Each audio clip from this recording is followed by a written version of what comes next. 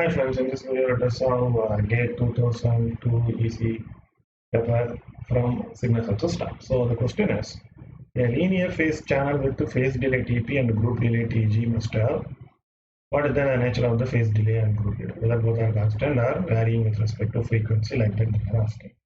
So the question, you see a linear phase channel. A channel will have linear phase characteristics if phase must be linear. That is, theta of omega is equal to minus omega t naught. Right? So this is the condition for linear phase. You see, phase is a linear function of frequency.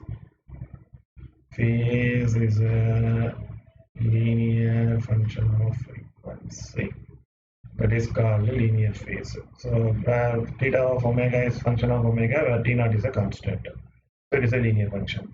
So for phase delay, the formula is minus theta omega by omega. So Tp is theta omega by omega is T naught.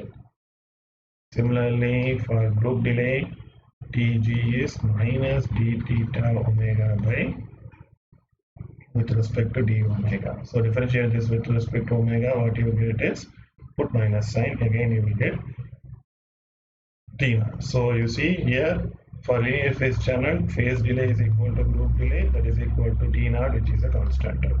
So the answer is option E. Thank you.